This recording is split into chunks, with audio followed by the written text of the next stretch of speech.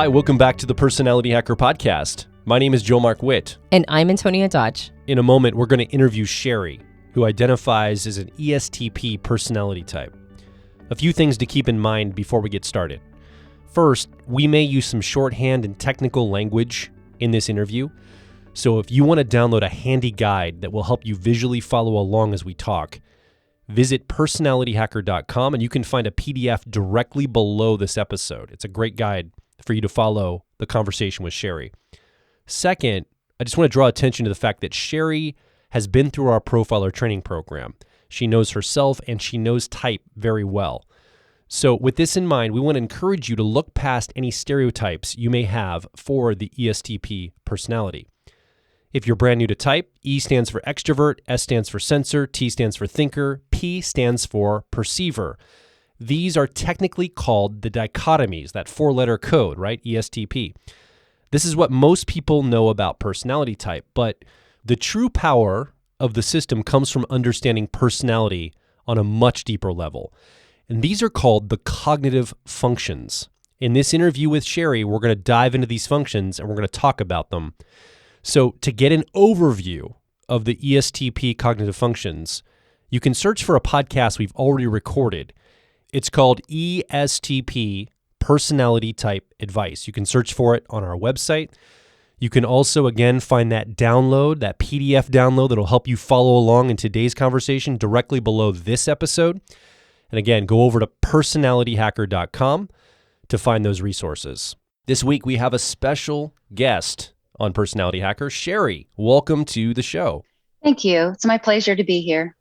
So we've invited you, Cherie, to come on the program today because in the Myers-Briggs system, you identify as an ESTP. You've been through our profiler training program and our advanced profiling with Melissa Harris, and you know your stuff around type. And as an ESTP, or someone who identifies an ESTP, we want to talk to you today about what it's really like to be that personality type. Not just the theory, not just the abstraction, but what is the lived experience of Cherie day to day like? And we could talk a little bit about what you have grown through, what you've understood about yourself. But before we do any of that, what do we need to know about Cherie before we get started? I am a mid-level medical provider. I work in a critical care hospital setting in the United States that's known as a nurse practitioner or a PA. I love to work out, but I gained a few pounds during COVID. So my goal is to be in even better shape than I am now. I'm a mother, grandmother, love hanging out with my family. They bring joy to me. Fantastic. So Cherie, can you tell us a little bit about how you discovered type and then how you discovered your best fit type of ESTP? I have been studying personality profiling clear back to childhood. My father loved to talk about the old humors and, phlegmatic and sanguine and choleric and that type thing. So all through my childhood and teenager years, he would always try to figure out everyone that we knew, including us. And then I found Personality Hacker and started learning about Myers-Briggs, which is a much better system, I think. And I also love Personality Hacker's look into lifestyle and making yourself better, in addition to just studying about the personalities. And I had a really eye-opening event this last year. I was in the 201 class and I started pondering. I thought I was an INTP for 10 years. Everything lined up with that in my mind. And I had actually taken the real Myers-Briggs test and I turned out to be an INTP. And so I believed that for over 10 years. And then I did a personal profiling session with Melissa and found out that's not what I am. It was really kind of rocked my world.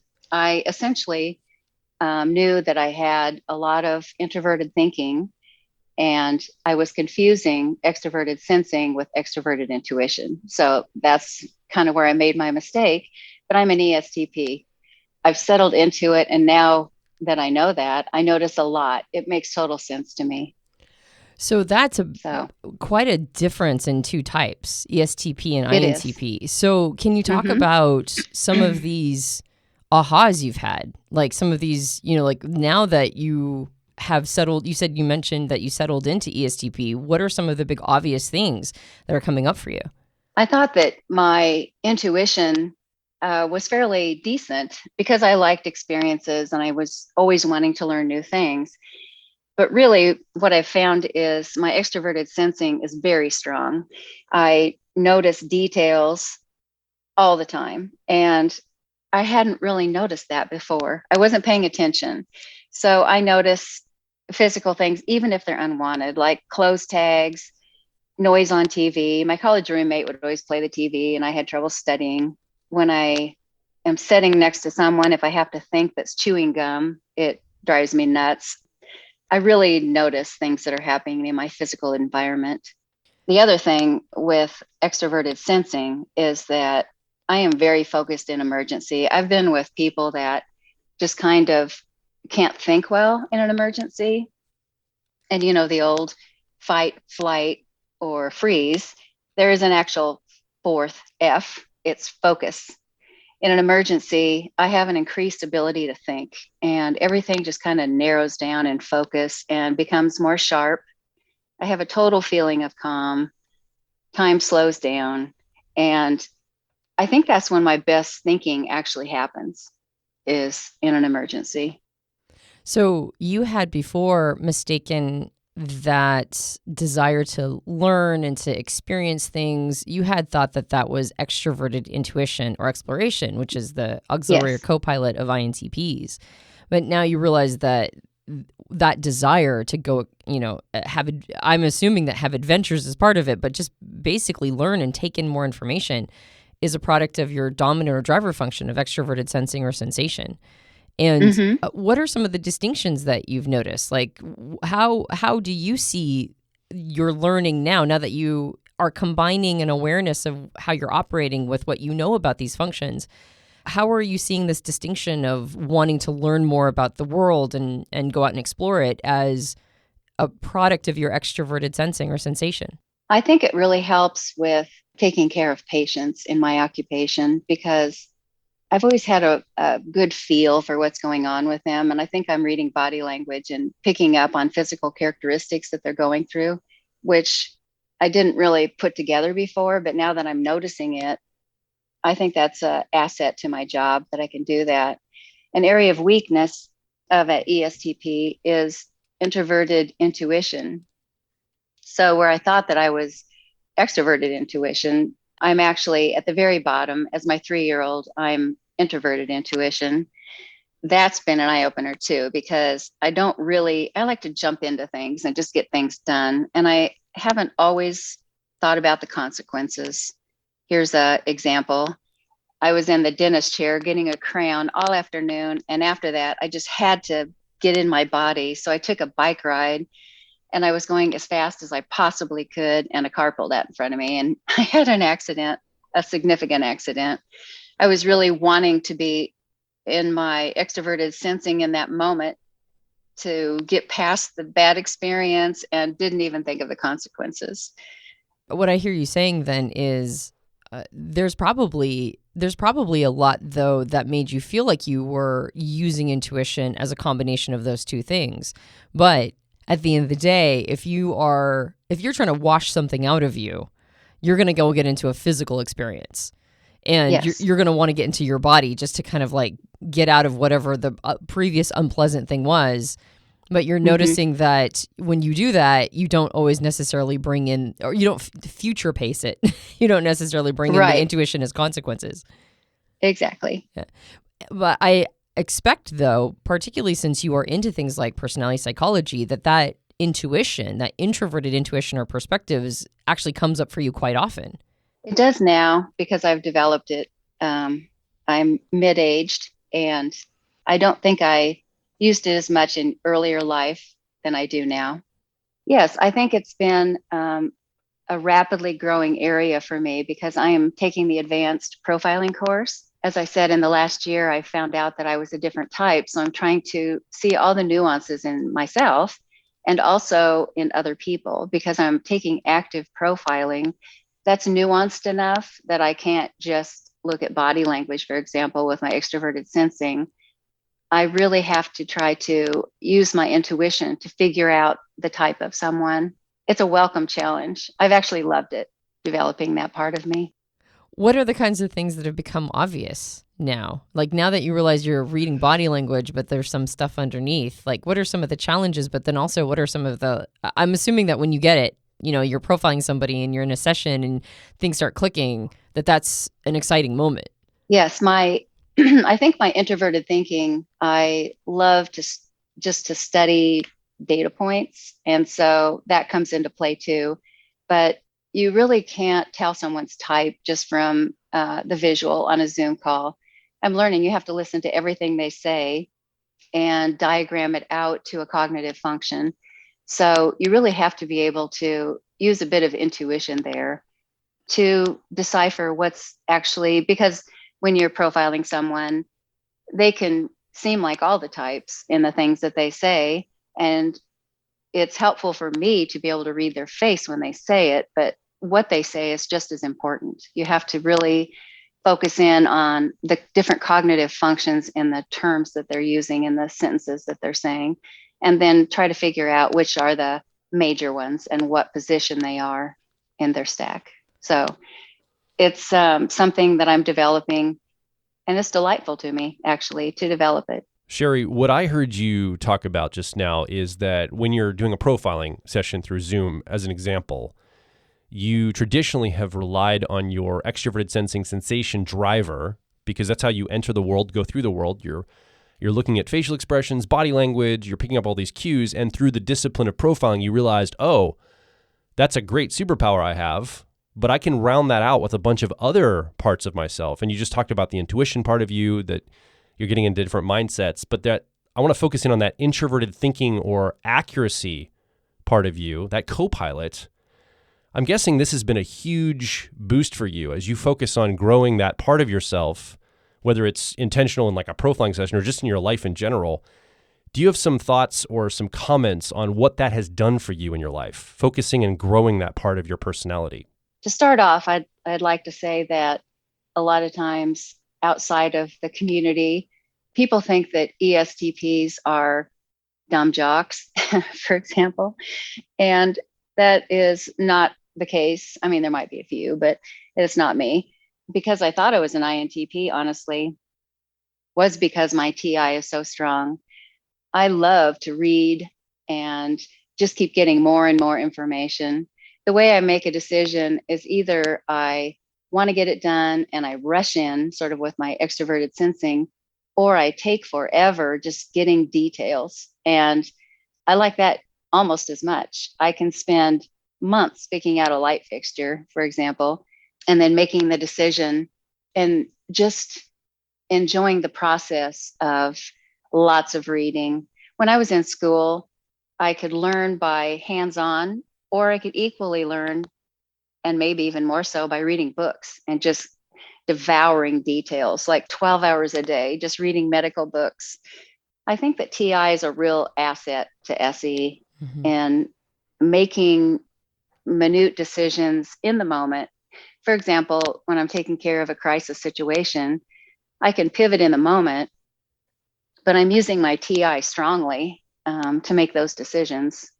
How do you see your introverted thinking helping you make those quick decisions? There's kind of a catalog in my head of all my options. And I remember details, a lot of details. And then I apply that in the moment when I'm sensing an environment that I need to start throwing those out and utilizing them. They're all in my head. My dad lots and lots. Oh, yeah. Sorry, I didn't mean to talk over you. I was just going to say, my dad has ESTP preferences, and I've noticed that his mind is filled with statistics, data points, stats, things he's read from before. Like he's almost an encyclopedia of whatever it is that he's personally interested in. Yes. And it kind of sounds like you do that too, as you're researching and as you're taking in information. Anything that would be relevant, I'm assuming, to the actions you might need to take in the future is something that just sticks. It does. And fun areas too. Like in part-time, I like to design costumes for people, really intricate, historically accurate, or something fun like cartoon characters or whatever. And they have a tremendous amount of detail. And I use it to execute that too. Things like that, just in my fun life. I want to talk about that stereotype about the dumb jock, ESTPs having this, this sort of caricaturized version of themselves. And that, it sounds like, was something that prevented you from being able to find your best fit type before, because I'm assuming that it's really easy to buy that and go, oh, I'm sure you never even thought the ESTP was a possibility because you're like, well, I'm not like that. That's true. Even though I did a lot of physical things, like when I was younger, I did competitive bodybuilding and 100-mile bike rides. I just thought that was something that I like to do to work out, for example. When I think of dumb jock, I think of somebody that doesn't apply any knowledge to their sport. For example, they just go in and go to the ground with a wrestle move. A lot of sports requires the training of it, requires a lot of thought. I mean, if you get really good at it. I did not identify with the dumb part of jock. And I didn't see myself as a jock either. But I will say that my favorite sport to watch is MMA fighting. So it's a very STP sport, isn't it? No kidding. It is. So what I'm hearing then is, as an ESTP, there's this sense of that there's no discipline or no, sort of focus and rigor applied to this dumb jock caricature. But you don't, I mean, you see yourself, like, in retrospect, I'm sure you're like, oh yeah, I actually did a lot of physical things, a lot of very extroverted sensing things. But it sounds to me like you were using your introverted thinking or accuracy to make sure that you're also applying discipline, knowledge. You're probably looking for leverage points, a lot of focus. And so the combination of the two takes it out of the realm of dumb jock and into the realm of, like, no, I'm actually a very thoughtful person. Even when I'm doing something that's highly physical, I'm going to be applying a lot of thought, rigor, probably research to the things that you're doing. Yes. You have to go into your mind, I think, to be good in the outer world, unless you're just going to, bulldoze through it, which isn't really what a good athlete is all about. There's another stereotype that I've heard about ESTPs that isn't so cartoonized, right? Like the jock one. But there's this idea that ESTPs also have never met a stranger. They're like super friendly, that extroverted sensing sensation driver combined with extroverted feeling or harmony 10-year-old makes it so that there's just almost a perpetual friendliness about them. Do you identify with that particular stereotype? Yes, I am friendly even with strangers, but I think that quiet time is necessary too. Like when you're with people that you need to exercise your introverted thinking. And so I think that it's not all encompassing to be friendly, but I do think that I go out of my way to make people feel comfortable in social situations. Do you think maybe that the idea that you're actually a woman who's an ESTP, which is a rare combination, more rare than other type and gender combinations, do you think that's impacted how whatever relationship you have with extroverted feeling or harmony sort of trained you to maybe be a less bombastic version and more sort of a thinking about how to get people's needs met consciously version of an ESTP? I'm sure that being a woman colored it. I haven't quite figured out how. I'm positive that I'm different than male ESTPs. I can't say why, but my FE, instead of being friendly for manipulation purposes or sales or what else ESTPs are kind of known for, I just do it to make people feel really comfortable. When I'm talking to a patient, I really want them to feel comfort in what I'm telling them. Or if I'm noticing somebody that seems to me to be uncomfortable at a party, like a wallflower, for example, I'll go over and start talking to them. Just because I can feel their discomfort and I want them to feel comfortable with no objective at all or motive. We will be right back. If you're focused on personal growth, I think you'll resonate with our core content over at personalityhacker.com. We want to see you understand how your mind is wired so you can generate motivation, improve social skills, find career opportunities, and master excellent decision making. But a quick warning. We are advice and action focused in all of our articles, podcasts, and videos. This means that we attract people who like to be challenged to become excellent, to take action, to put in the work to optimize themselves, not simply just gather more information. If you are committed to personal growth and ready to radically find your inner truth, then come over and be a part of our growing community of like minds at Personality Hacker. Now back to the show. I can see why you might have thought you were an introvert because you have a very subdued sort of affectation. Is that something that you've always had, or is that something that you've developed over time as you've gotten older? No, I've always had that. I kind of like to play loud and talk soft, if that makes any sense.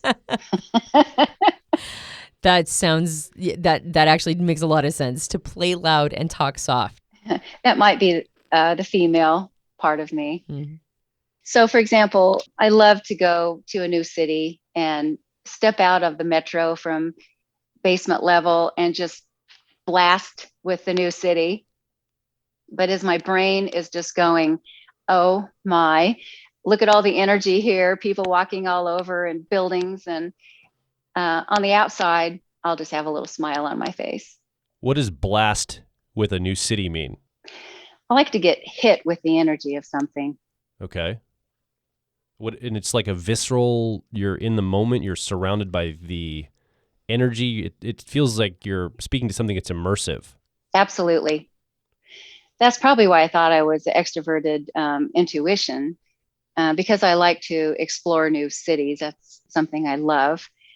Like when I went to Paris, I learned all the metro lines. I went by myself to a new city, and I enjoyed trying to talk French with people, but mostly it was just showing up in a new place with magnificence around me. Just got a huge feeling that was larger than life. You said something earlier that you didn't know that this was your extroverted sensing, that it sounded like you were almost a highly sensitive person. Really noticed a lot of, sensory details like sounds and sights and that sort of thing. And it almost sounded like you were talking about being highly sensitive. But then now you're talking about sort of getting blasted with the energy of a city. So are you one of those people who notices a lot of those sensory details but enjoys it, kind of slurps it up and takes it in? Or are you a person who, when you are experiencing those sensory details, it's too much and there's a part of you that kind of backs away from it? It depends on if it's noxious or enjoyable. I can go either way. So if someone is sitting next to me with a boatload of perfume on, I can't get past that. I'll notice that and it's irritating to me. But if I'm out in nature or I have a friend that took me on an airplane ride and let me fly the plane, and I'm totally inexperienced, those things are thrilling to me. So it's kind of noticeable in either direction, I would say. Yeah. And if it is obnoxious, it's hard to turn it off, like you said, because it's just there. It's like, how do you turn that part of you off? Yes. The reason that I thought that I was an INTP and I totally didn't recognize my driver function as extroverted sensing was that I thought I was like OCD or something. I thought all these that I had to take the tag out of my shirt. I thought it was just a problem. And then after I found out, I started realizing that I just love the thrill of my current environment. Mm. Yeah. And that sense of merging with it. Mm-hmm. Yes. You mentioned that you were trying to speak French. I've also noticed that people who use extroverted sensing, particularly as a dominant function, tend to pick up languages quickly. That's good. Yeah. Well, I think there's that learning by doing component where like they're just willing, ESPs are just willing to sort of throw themselves into it and start the monkey see, monkey do part, right? Where you just kind of get, well, that's what they're doing. So I'm just going to copy them. And now all of a sudden you're speaking the language. I actually do like languages. I was humored because when I went to the live event for Personality Hacker, I was sitting right next to a gentleman from France, and he knew very limited English. And I had been studying French for 5 years to go to Paris, and I had trouble talking to him because he was going so fast in his French. So that was like, I got to study more because I'm not able to talk to an actual person. The app isn't preparing me enough. So in the real world, I learned that I need to talk to humans to learn the language, whatever it is. Mm-hmm. Cherie, what baffles you about other people? Like, how you're wired as identifying as an ESTP. There's got to be stuff that you look at other people and you're like, how do you not get this? This is so obvious to me. Why is this not obvious to you? What are some of those things? That some people don't realize that they're like boring their audience. They tell stupid jokes and just dominate the conversation with boring topics. I like things to be engaging and I like them to be real. I don't want to talk about Star Trek, but I like some humor. I love situational humor.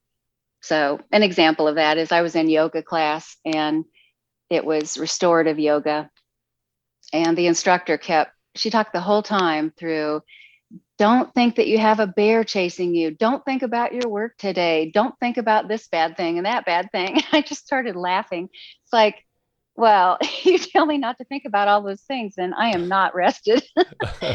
So I just think that, I don't know if it's people with more introverted feeling that don't pick up on it, but some people just are willing to ramble.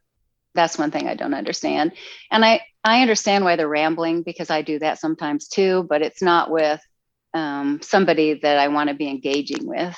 What if I flip the question and ask you, what is something that other people seem to get? Like they're all in on this and you're like, why don't I get this? I didn't get the memo on this thing. Is there something like that or a few things like that in your life too? Yes, I would say that sometimes I act out to have fun. Like it doesn't really matter what it is, but people around me are being very professional or like in a work setting, I'll just tell it like it is, like quickly.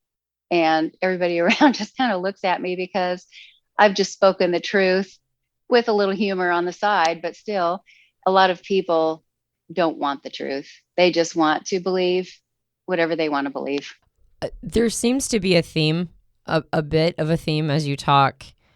And I would imagine that this is not uncommon for people that are ESTPs, but it almost feels like there's not a sin in being boring or bored, but my guess is that you have a high sensitivity to boredom. Absolutely. That's why I don't like other people's children. Well, who does really? Right.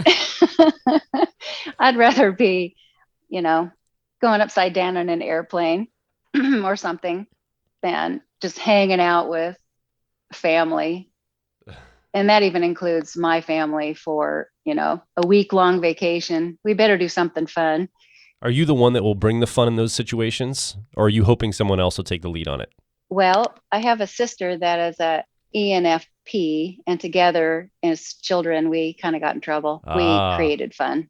So I love to have a companion creating fun with me. So it's about the connection of the fun, not just the fun itself. But you did mention you like to go to maybe a new city by yourself. So talk a little bit about, do you go out to movies and restaurants by yourself when you're having fun? Do you always want to be around people? Do you want to be around maybe one other person or a few intimates and close friends? Like, how do you actually go through your fun experiences, or how do you approach them? It depends on what the situation is. I like all of those. I like to be in situations where there are a lot of people, like a rock concert that's really loud and I can feel it in my chest. The bass is going and people are screaming. I love that. I love one-on-one conversations with a friend about something important. And I like to be by myself. And I like to prove to myself that I can do something that I haven't done before. You mentioned conversation. Conversation for you probably lives in the province of your co-pilot, introverted thinking, accuracy process. That's where you like to debate ideas, talk about ideas. But your extroverted sensing sensation driver is all about action, movement, vibrancy, aliveness. What's the threshold here? In other words, is it like, well, probably moving through my world, I like articulation and conversation about 40% of the time, and the other 60 I like to be active and moving? Or is it more like the reverse? Maybe more of the time you like to conversation, you like conversations and it's not so much about action? Or has it changed throughout your life? Like, what's that ratio like? I do like to have conversations that I especially like to give advice to people about improving their life. Here's an example. I was sitting at a party and friends and people I didn't know, And a woman knew what I did for a living. And so she asked if I thought that Kegels were a good idea. And so I told her, well, just like compound body movements are better than bicep curls, I said, she was sitting right next to her husband. I said, better than Kegels would be if you had some time with him. I used the real word then, but I know this is not rated PG, so. No worries. Well, Cherie, in the same vein of this is not a PG program, you don't want to be offensive, that really speaks to that 10-year-old or tertiary part of you of extroverted feeling, harmony. You're aware of the social rules. Like that, you have an awareness of it, but sometimes I'm guessing as an ESTP, there is some struggle or challenge there. Like maybe you don't know all the rules. You know that there are some rules, but maybe you don't know what they are specifically. My guess is you've gone through life and you've developed some strategies or ways of navigating your reality in social settings with this as your 10-year-old function, harmony. What was that like for you? Like, what have you done in your life to maybe use this part of you very well? Got an app on my phone to remember my friends' birthdays. I've gotten more organized over the years because if I don't do that, then I forget things that socially are just not good. Yeah. Like 2 years ago, I forgot my granddaughter's birthday. So not good. But I love to be autonomous. And that's what I fight with. I fight with the social, like with girlfriends, they love to discuss things and get input from each other and talk about their struggles. And I just want to get it done. And I don't really ask for advice often. And if I do, it's with someone that I trust their advice. So I would say that I've tried to really understand that some of my friends just need to talk. They don't want my advice. They just want to be feeling in a feeling arena with each other. And so I've sort of developed the skill to just sit quietly with that and let them talk instead of trying to lead them into something they could do to solve their problem. I just let them discuss what they're feeling. That's one area. You became attracted to type, you said, by discovering Personality Hacker. Were you attracted to the material around personality types first, or was it the personal growth element of it? It was equally both. I think initially it was the personality types, but then when I started listening to Personality Hacker podcasts, I realized that there was just a lot more involved in the program with Personality Hacker to the point where I could go past type at some point and really help develop myself and others. So when you talk about giving advice, when you have conversations with people, and one of your favorite things to do is to give advice, but you don't really usually get advice as much, what's your relationship to personal growth? Like, I bet you have like a very interesting way of going about it and how you figure out ways to apply it to yourself. Like, can you talk a little bit about your relationship to growth and development and advice and that sort of thing? I do a lot of nonfiction reading about personal growth. I read multiple books every week, just try to take away the important points that I can apply to my life. I haven't really looked at other systems. I know that Personality Hacker just came out with the Enneagram module that looks interesting to me. And I do have friends that like that system, but I so far have not really explored that. I really like learning about personal growth in an all-encompassing way, not necessarily just about my occupation, but for myself, so I can help family members. That's one of the reasons I'm doing typing is even silently, I'm a manager, or I was. I just decided to retire from that position, but I really felt like I could help people by knowing their type so that I could more easily make a group setting where everyone is working together, because that does not come naturally to me. I really use it in day-to-day life and keep getting more and more information on it. And is this an interest that developed later for you, or is this something that you've been interested in your entire life? No, it developed later. I don't think when I first started my career that it was as acknowledged or there were as many authors really thinking about it. Maybe I just don't know. But as I got a little bit into mid-age, I realized the benefit of it more than I did when I was younger. When I was younger, I was totally autonomous. My parents my mother would tell me, you need to ask your dad for advice because you never do. I just jumped in and made my own mind up on everything I did.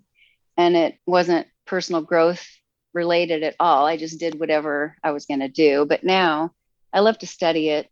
It might be feeding my inferior function of introverted intuition to just see the possibilities of growth.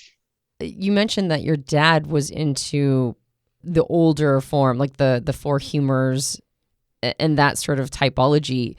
Is that something where there was a sense, because one thing I've noticed is that in the type community, ESTPs are birds of paradise. There's not nearly as many in the type community as there are, say, INJ types, which, in quote unquote, the real world, there seems to be a much higher percentage of people who are, maybe ESTP types than INJ types. And yet in the type community, it's the reverse. So what do you think as an ESTP? Because I think most ESTPs are just like, they're just doing their thing, right? They're like taking action, they're out living their lives, they're doing their thing. Do you think it was that association with, your childhood, your father being into it, that gave it maybe some credibility? So when you were ready and maybe getting into personal growth, this was a direction that made sense to you? Or do you feel like there was something that struck you individually about the system that made you go, okay, there's definitely something here? Was it an association with the past, or do you feel like it just struck you somehow? I think that it struck me somehow, but I was comfortable at the very beginning because as a child, I had grown up with it. But as autonomous as I am, I wouldn't take my childhood and make that any great percent of where I am now with the whole profiling learning. I feel like as an adult, it was something that I individually wanted to do and wanted to do well because I saw the benefit of it. How do you see the benefit of it? Because I don't always understand where someone is coming from. And if I know they're dominant and, like their 10-year-old or 3-year-old, I can actually make sure that I'm helping them or I'm not getting taken advantage of. It helps me to know a person because I'm more about just action. I like to look just below the outer appearance of someone and know who they really are, because people hide who they are. I want to highlight that for a second, Cherie, because I think that is something that people probably would not focus on or talk about a lot or think about. As an ESTP, my guess is that you have, I don't want to call it gullibility, but there's a sense of trust because you're seeing things from your unique perspective, your individual perspective. You're not perspective shifting like an INJ might. You're seeing it from a single perspective, your experience. And so you're taking things at face value as you move through the world. And so my guess is, and you alluded to it just now, you can be taken advantage of, or you can be gullible to ideas or things that people say when you're just really trying to be open-hearted and trusting with folks. And so that's something you've had to really work on, it sounds like. Yes. Like for example, in work situations, not currently, but there are people who try to get ahead and take advantage. And I haven't always seen that until I hear about it from someone else, sort of backstabbing. But one thing I am not is I know people that are very big risk takers, and they don't see that someone is bamboozling them, into doing a big money thing. I don't do that. For example, I like friendly competition. I love when everyone knows that they're competing and it makes everyone a better person by trying to compete to achieve a goal. What I don't like are competitions of hidden agendas where people are actually in competition with you, but they didn't tell you, and they're looking to outdo you in some way, work or private, whatever. And it's kind of a hidden thing. So I feel like this has helped me with that, trying to understand people's motives. I've not noticed that ESTPs are gullible to ideas. No. But to people's intentions. Yeah. That's what I intended to say, yeah. Yeah. Like I think that the intentions are something that I think people with strong introverted feeling or authenticity tend to read, and people who have good introverted intuition or perspectives. And you and I both lack those things. Well, so I understand the gullibility thing about people's intentions. Well, let me just be clear that an ESTP, if they are gullible to intentions, are certainly not gullible to lies. Like, Right. I bet your introverted thinking or accuracy can see a lie better than other people often. Well, especially with the ability to read body language. Yeah, that's one area that I might get in trouble with occasionally. You asked me that earlier. I can spot BS from a mile away. And if somebody's doing that, I sometimes just keep my mouth shut. And sometimes if it's a friend, I just tell them, yeah, I'm not buying it. But people's BS is very different than their motivations and intents. Yeah. And so, I mean, as a fellow ETP, you know, like if I'm vibing with somebody, if my extroverted feeling or harmony function is like in connection with an individual and they're not overtly telling me misinformation or lying to me, my introverted thinking or accuracy isn't picking anything like that up, then I just completely trust the person, right? I'm not thinking about their hidden agenda or their inner intentions. I'm like, I assume that people are being as honest with me as I'm being with them. I mean, they might have the wrong ideas, or not wrong, but like they might have ideas I disagree with. But that doesn't mean that they're necessarily a bad person. And I have definitely been, you know, gotten myself into bad relationships over it. Yes.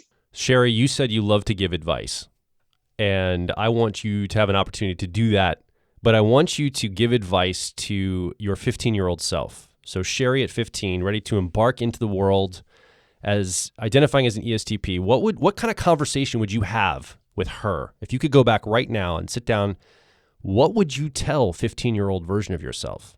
Great question, Joel.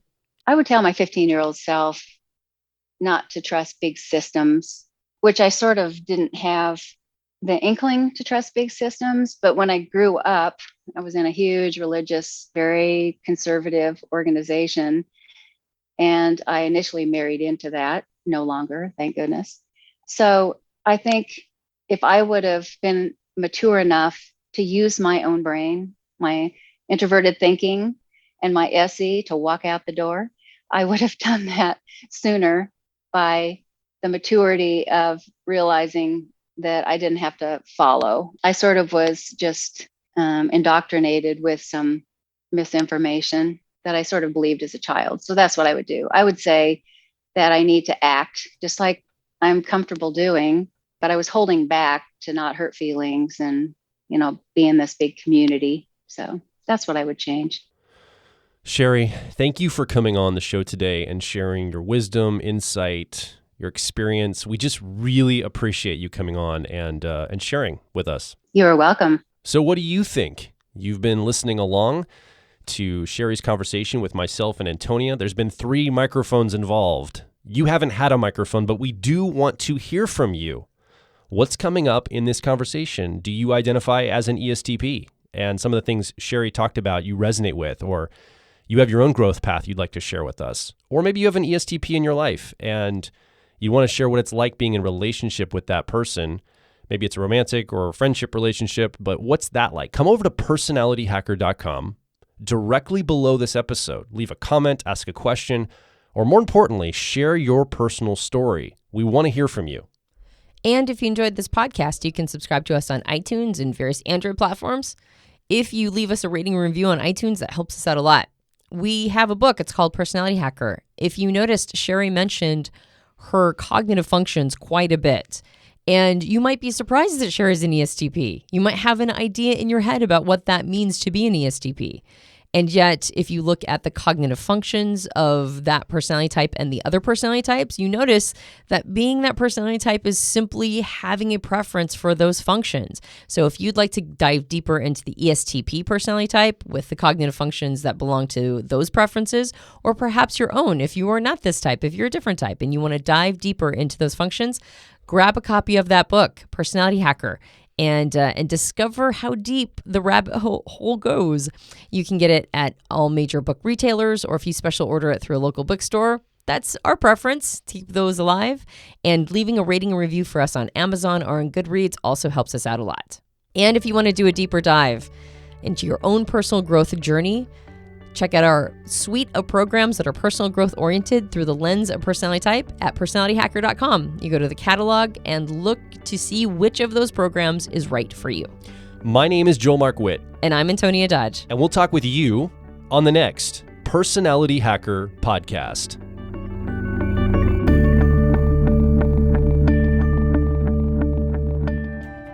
If you're focused on personal growth, I think you'll resonate with our core content over at personalityhacker.com. We want to see you understand how your mind is wired so you can generate motivation, improve social skills, find career opportunities, and master excellent decision making.